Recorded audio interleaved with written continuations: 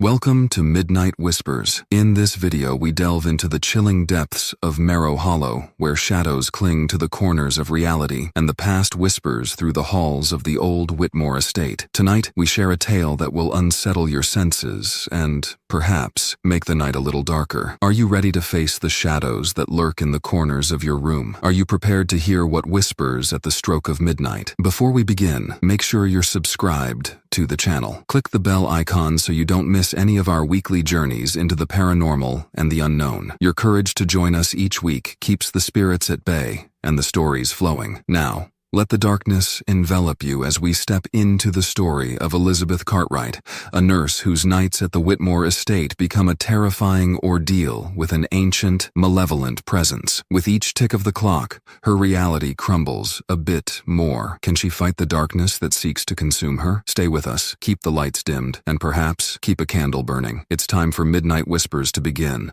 In the shadow-drenched town of Merrow Hollow, the decrepit Whitmore estate stood as a beacon of unspoken horrors. Elizabeth Cartwright, a seasoned nurse, found herself ensnared in a chilling sequence of nocturnal terrors. One night, as darkness enveloped her world, an oppressive force immobilized her in bed, her limbs pinned down by unseen hands of icy dread. The ghastly sensation of invisible fingers crawled up her legs, tightening with an unnatural coldness that seeped deep into her bones. Her screams shattered the silence of the house, yet the ominous presence loomed larger, feeding off her fear. The following night, amid a relentless bout of illness, the air in her room thickened with a sudden, unnatural cold. Her dog whimpered and bolted. Her cat's fur bristled in terror as they escaped the room. Once again, Elizabeth felt the invisible force smothering her, pinning her down with increasing boldness. Amidst this suffocating terror, a dark silhouette emerged at the foot of her bed. It was a dense black mass with hollow voids where eyes should be, exuding an aura of sheer evil. As it inched closer, its form seemed to ripple with a quiet malevolence, as if it were a cloak of darkness come to life. Desperate, Elizabeth tried to resist, her body trembling as she managed to lift her limbs slightly, only to feel them slammed back down by the shadowy entity. It was learning, growing bolder and more cruel with each passing moment. The air around her crackled with the static of raw, unbridled fear. Her heart pounded against her chest, a frantic drumbeat in the suffocating quiet of her haunted room. Frantic and cornered, she did not resort to her usual calm, but instead to raw defiance. With a surge of adrenaline, she shouted into the darkness, demanding release, her voice echoing with both terror and determination. The entity, however, fought back with newfound ferocity, its cold grip tightening, causing sharp, breath-stealing pain as if claws were sinking into her flesh. The darkness seemed to pulse with malevolent delight at her resistance. In a desperate bid, Elizabeth managed to roll off the bed, tumbling to the floor. The sudden movement seemed to confuse the entity, momentarily loosening its grasp, allowing her to scramble away and flee to the safety of the light. Unable to trust the shadows that danced along the walls of her room, Elizabeth retreated to the sanctuary of her living room, where the light felt like a protective shield against the encroaching darkness of Merrow Hollow. These nightmarish visits began to dredge up forgotten memories of her childhood. Visions of invisible spectators gathered silently around her bed, and the unsettling recollection of a mysterious figure lurking unnoticed in corners only she could see. As Elizabeth delved deeper into the sinister history of the Whitmore estate, each disturbing revelation suggested that the shadows of Merrow Hollow were not just remnants of the past, but sentient, malevolent entities drawn to her increasing awareness of their existence. With each night, the darkness grew more profound, the cold more biting, and the entity more vicious, gnawing at her resolve. Elizabeth knew she was not just battling for rest, but for her sanity in a home where the walls seemed to breathe with terror, and the night hungered for her spirit. Haunted by these recurring horrors, Elizabeth began meticulously documenting each incident in a leather-bound journal, hoping to find patterns or triggers for these ghostly assaults. Night after night, she noted the increasing aggressiveness of the entity, its form growing clearer and more terrifying. It was no longer just a shadow, but a spectral figure robed in the blackest ink, its eyes empty pits that seemed to drain the light from the room. Determined to confront her fears, Elizabeth started researching ancient rites and protective symbols. She sketched sigils and symbols on the walls of her bedroom, her hands steady despite the chilling draft that seemed to whisper through the cracks. These marks, drawn from old texts and whispered lore, were her shield against the dark forces at play. Yet the entity seemed undeterred. One terrifying evening, as the clock chimed 3, the witching hour, the room grew icy cold, a harbinger of the coming dread. Elizabeth watched in horror as her protective symbols began to fade, one by one, as if erased by an unseen hand. The darkness thickened, converging into the figure of the specter that now seemed to command the shadows themselves. It advanced towards her, each step a silent promise of dread. The air was thick with the smell of decay and the oppressive weight of centuries of concealed secrets. Elizabeth felt the room constrict around her, the walls pulsating with a sinister life of their own. The entity's presence was overwhelming, its essence intertwining with the very fabric of the estate. In a last-ditch effort to protect herself, Elizabeth recited incantations she had learned, her voice quivering but resolute. The spectral figure halted, its form flickering like a flame in a storm. For a moment, it seemed as if she might have turned the tide, but then, with a sound like the cracking of the earth, the specter screamed, a hollow, soul-chilling sound that echoed through the corridors of the house. The scream was not just a sound, but a force, shattering the glass in the windows and sending her notes and research flying like leaves in a windstorm. Elizabeth clung to her last shred of hope as the specter loomed over her, its face inches from hers, its breath a burst of frozen despair. Determined to not let this be her end, Elizabeth mustered every ounce of her courage and defiance. "This is my home," she yelled into the face of the abyss. "You have no power over me." Her declaration, fueled by a lifetime of fear and frustration, seemed to pierce the night. Slowly, the entity receded, its form dissipating into smoke and shadows, as if her words had indeed broken some ancient bond. Breathing heavily, Elizabeth watched as the first light of dawn crept into her ravaged room. The battle was won, but the war was far from over. The shadows of Merrow Hollow might retreat, but Elizabeth knew they would return. Next time, she would be ready, armed not just with ancient lore, but with a newfound strength that came from facing the darkest depths of fear.